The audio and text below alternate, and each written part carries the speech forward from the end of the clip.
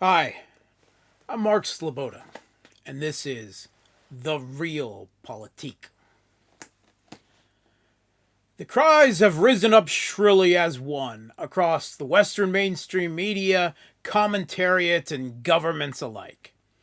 Everything that the collective West has supplied to the Kiev regime in Ukraine, more than 120 billion taxpayer dollars worth of military aid and support in the last year alone, is not enough. At Davos, in front of the golden billionaire elite and the governments they own. At Ramstein, where the increasingly frantic Western defense ministries huddle. Zelensky demands of them in increasingly insistent and plaintive tones, like some horribly monstrous toddler that can never, ever be satisfied. More!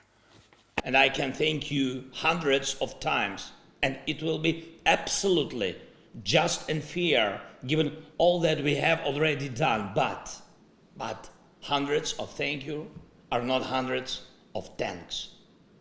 All of us can use thousands of words in discussions, but I cannot put words instead of guns that are needed against Russian artillery, or instead of the anti-aircraft missile that are needed to protect people from Russian airstrikes.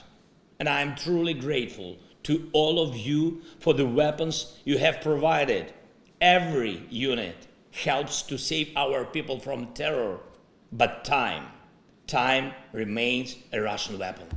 Your power to make a Ramstein of tanks, not to bargain about different numbers of tanks, but to open a principled supply that will stop Russian evil.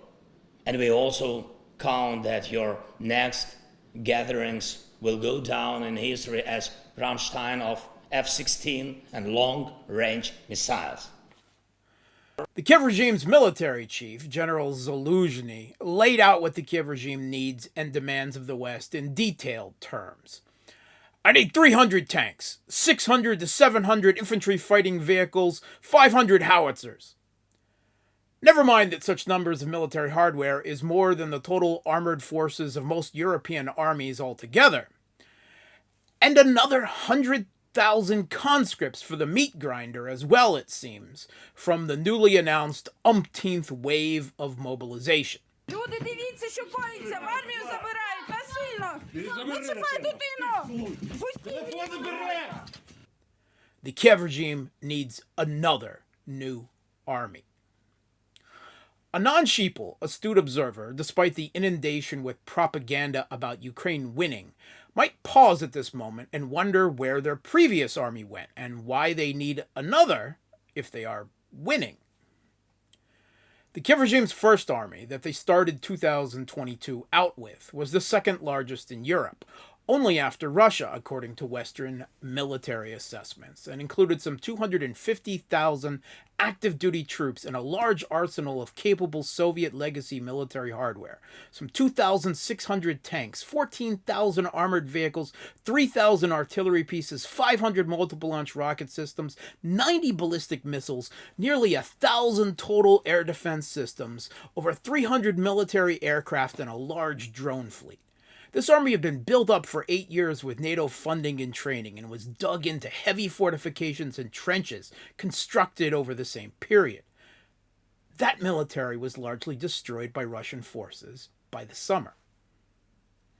The Kiev regime's second army, cobbled together during the first half of 2022 by NATO states, consisted of the tattered remnants of the first, as well as pretty much the entire remaining Soviet legacy arsenal of the former East Bloc countries that have since joined NATO, like Poland, Romania, Bulgaria, Czech, Slovakia, etc. Their weapons were the best and most suitable logistically for Kiev regime troops because they already know how to use and repair them and had parts stocks for them as well. This included over 400 more tanks, at least 300 infantry fighting vehicles, over 1,000 APCs, dozens more combat aircraft.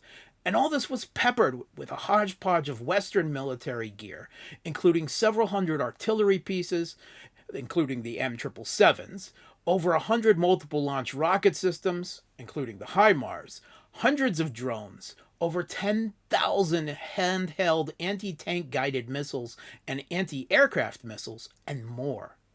The Kiev regime claims that its wave of mobilization and mass force conscription built up a 1,000,000-man army. Thousands of them had received NATO training and had all of NATO's satellites, C4ISR, as well as Pentagon planning and war game provided at their disposal.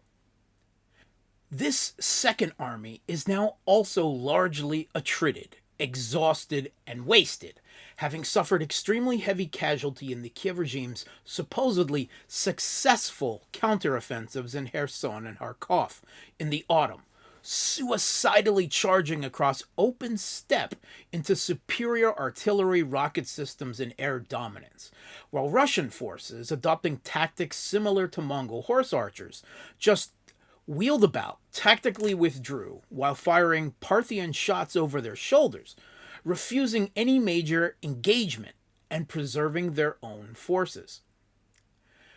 Tens of thousands of Kiev regime troops and their gear in endless waves of reinforcements have also been ground down to dissolution by Wagner's Operation Meat Grinder in Bakhmut, Soledar, and in northern Lugansk. See, the Kiev regime has been fighting a territory-focused, manpower-heavy war of maneuver, while Russia is fighting a classic, coldly calculating, firepower-heavy war of attrition. The grim results are telling. Russia has now taken the kid gloves off the self-limited SMO, at last mobilized for a real war, and begun a new, far more serious winter offensive starting Season 2. The Kiev regime, their toys mostly broken, is desperately screaming for the US and the rest of NATO to provide them with another third army. The regime is now completely dependent on the West for everything. So far, a hodgepodge variety of hundreds more infantry fighting vehicles, over 1,000 more APCs, a couple hundred more artillery pieces, a token number of Western anti-aircraft systems, and a scattering of sundry pledged by the West falls far short of what Zelensky says he needs, and far, far short of what the Kiev regime actually started this war with, and has largely lost so far. And with the circus variety of gear from across NATO presenting insurmountable logistical issues for Kiev in terms of training, maintenance, ammunition and parts, and repair. The US and Germany are still bickering and goading each other over who should provide Kiev regime forces with their own modern main battle tanks. But even assuming they will eventually come to some agreement, these Abrams and or Leopards, with huge training and logistical hurdles to overcome, just will never be supplied in enough numbers to compensate for the far higher number of tanks that Kiev has already lost, and it won't change the end results on the battlefield. Russia has explicitly declared that they will burn, just like the rest have. This third Kiev regime army is even more inevitably doomed than the first two were. NATO and its military-industrial complex have been fighting low-intensity counterinsurgency warfare in third-world countries and building expensive high-end boondoggles for decades. They just aren't prepared to fight the type of land-centric, artillery-heavy industrial warfare of attrition that Russia is fighting and has spent decades preparing exactly for in Ukraine. And the West's for-profit corporate defense companies can't wind up production fast enough to make a difference, according to their own admission. The arsenal of democracy is effectively out of business. No matter how much NATO escalates in this proxy war on Russia, here, now, in Russia's own backyard, fighting this kind of war, Russia does and will always have conventional escalation superiority. The US and the rest of NATO have two options left: swallow the humiliation and take the nearest exit ramp out of Ukraine, or double down and take the gamble of directly attacking Russia with all their own military forces and whatever equipment they have left in order to save their proxy client regime in Ukraine without any guarantee of success and risking World War III in the process.